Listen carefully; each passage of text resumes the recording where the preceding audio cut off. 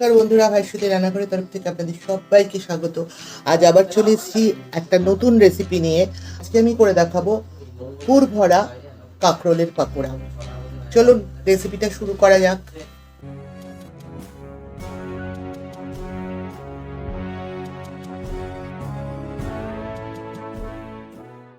পুর ভরা কাঁকরোল ভাজা করবার জন্য আমি এখানে দুটো কাঁকরোল নিয়ে নিয়েছি। দুটো কাঁকরোলের দুপাশের মুখটাই আমি এভাবে টুকরো করে নিয়েছি। এবার কাঁকরোলটাকে মাঝ বরাবর চিড়ে নেব। একটা ছুরির সাহায্যে কাঁকরোলটাকে মাঝ বরাবর কেটে নিচ্ছি।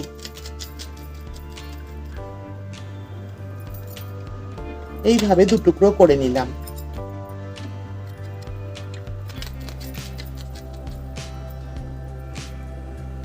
এইভাবে দু টুকরো করে নিয়েছি। এবার এটাকে সেদ্ধ করে নেব। চলুন দেখা যাক। একটা কড়াইতে জল নিয়ে গ্যাসের ওপর বসিয়ে দিয়েছি। জলটা একটু গরম হয়ে এসছে। এবার এর মধ্যে দিয়ে দিচ্ছি সামান্য লবণ। এবার এর মধ্যে কেটে রাখা কাঁকরোলের টুকরোগুলো ছেড়ে দিচ্ছি।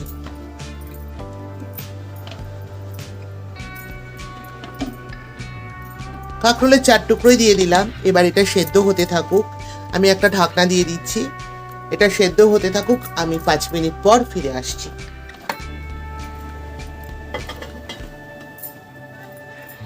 একটা মিক্সার গ্রাইন্ডারের মধ্যে আমি নিয়ে নিয়েছি হাফ চামচ লবণ, 5 চামচ সাদা সর্ষে, 2 চামচ পোস্ত আর 4টে কাঁচা লঙ্কা।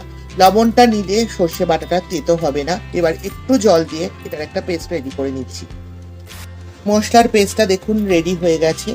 কাঁকরোলগুলো ঠান্ডা হয়ে গেছে। এবার আমি কাঁকরোল থেকে তার দানাগুলোকে একটা চামচের সাহায্যে আলতো করে ছাড়িয়ে নিচ্ছি। কাঁকরোলটা যাতে ভেঙে না যায়, যেহেতু এটা সেদ্ধ হয়ে গেছে, একটু নরম হয়ে গেছে, তাই আলতো করে একটা চামচের সাহায্যে কাঁকরোলের দানাগুলো আমি বার করে নিচ্ছি। দেখুন এইভাবে আমি বার করে নিয়েছি।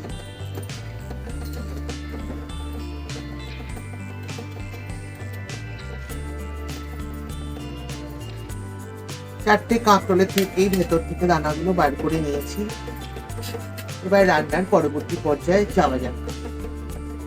করে কড়াই বসিয়ে দিয়েছি। কড়াইতে পরিমাণ মতো তেল দিয়ে দিলাম। তেলটার মধ্যে আমি দিয়ে দিচ্ছি কাঁকরোলের এই দানাগুলো। দিয়ে দিচ্ছি একটা আলু অর্ধেক অংশ। আলুটা ভালো করে সেদ্ধ করে আমি হাত দিয়ে স্ম্যাশ করে নিয়েছি।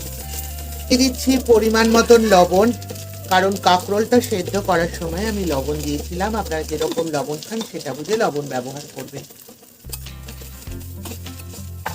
এবার কাঁকরোলের দানাটার সাথে আলুটা খুব ভালো করে আমি মিশিয়ে নেব। দিয়ে দিচ্ছি ছোট চামচের হাফ চামচ শুকনো লঙ্কার গুঁড়ো।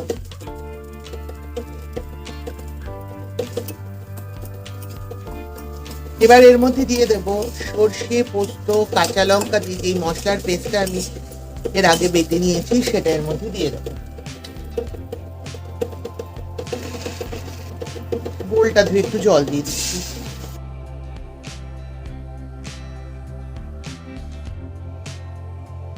এবার এটা সবকিছু একসাথে মিশিয়ে জলটা টানিয়ে একদম শুকনো করে নিয়ে নেব। তার মধ্যে কয়েকটা কাঁচা লঙ্কা অবশ্য আমি দিয়ে নেব। দিয়ে দিচ্ছি 3টে কাঁচা লঙ্কা কোচানো। পুরটা একদম শুকনো করে নেব।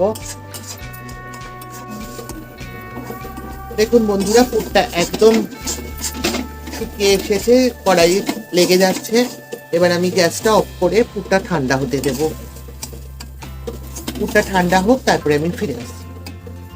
পুরটা ঠান্ডা হয়ে গেছে। এবার আমি একটা চামচের সাহায্যে পুরগুলো সব কাঁকরোলের ভেতরে ভরে দেব। আপনারা এটাতে চিংড়ি মাছও ব্যবহার করতে পারেন, কিন্তু আমার ছেলে চিংড়ি মাছ খেলে অ্যালার্জি হয়, এই জন্য আমি চিংড়ি মাছ দিচ্ছি না। দেখুন এইভাবে সব কটাকেই আমি এক এক করে পুর ভরে নেব। আমার সবগুলোতেই পুর ভরা হয়ে গেছে। এবার এগুলোকে ভাজবার পালা। এবার একটা কাচের বাটি নিয়ে নিচ্ছি। এখানে পরিমাণ মতন লবণ দিয়ে দিলাম। দিয়ে দিচ্ছি 1 চামচের 4/1 ভাগ হলুদের গুঁড়ো, দিয়ে দিচ্ছি 1/2 চামচ শুকনো লঙ্কার গুঁড়ো, ছোট চামচের 1/2 চামচ, দিচ্ছি 1/2 চামচ কালো জিরে, নিয়ে নিচ্ছি বেসন,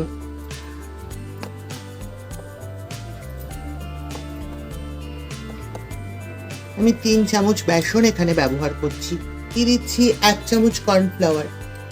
এবার সামান্য একটু জল মিশিয়ে একটা ঘন ব্যাটার তৈরি করে নেব। অল্প জল দিচ্ছি প্রথমে,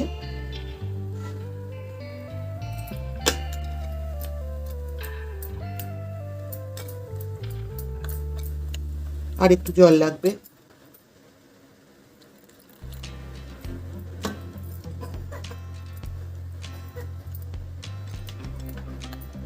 একটা ঘন ব্যাটার আমি রেডি করে নিয়েছি।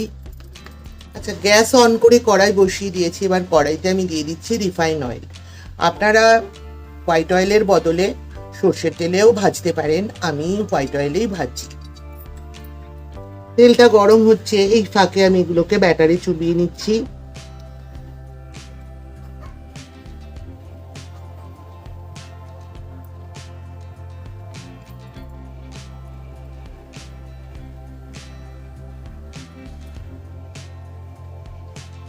তেলটা রেডি হয়ে গেছে, এবার আমি আস্তে করে ছেড়ে দিচ্ছি। এইভাবেই এক এক করে পুর ভরা কাঁকরোলগুলো ব্যাটারে চুবিয়ে আমি তেলের মধ্যে ছেড়ে দেব।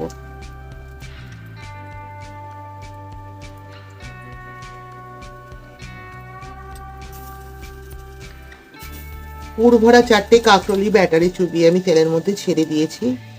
এবার এগুলো আস্তে আস্তে এক পিঠ ভাজা হোক, তারপরে আস্তে আস্তে আরেকটা পিঠ উল্টে নেব। আমি আলতো হাতে একটা পিঠ হয়ে গেছে, আরেকটা পিঠ উল্টে নিচ্ছি।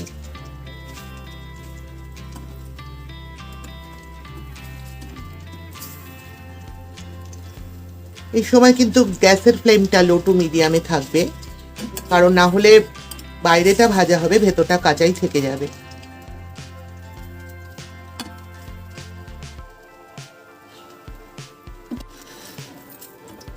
বন্ধুরা, কাঁকরোলটা দুটো সাইডই খুব ভালো করে ভাজা হয়ে গেছে, দেখতে পাচ্ছেন আপনারা। এবার আমি এটা একটা প্লেটের মধ্যে এক এক করে তুলে নিচ্ছি।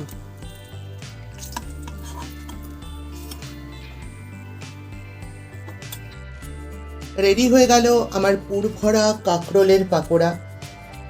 আপনারা এইভাবে একবার হলেও বাড়িতে ট্রাই করবেন, কথা দিচ্ছি দুর্দান্ত লাগবে। এটা গরম গরম ভাতের সাথেও খেতে দারুণ লাগে, আবার বিকেলে স্ন্যাক্স হিসেবেও চায়ের সাথে খেতে দারুণ লাগবে। আমার এই রেসিপিটি যদি আপনাদের ভালো লাগে তবে অবশ্যই লাইক করবেন, শেয়ার করবেন, আমার চ্যানেলটিকে সাবস্ক্রাইব করে পাশে থাকা বেল আইকনটিও ক্লিক করবার অনুরোধ রইল। ভালো থাকবেন, সুস্থ থাকবেন। আজ আসি, আবার দেখা হবে এরকমই কোনো রেসিপি নিয়ে আপনাদের সঙ্গে। ততক্ষণের জন্য টাটা।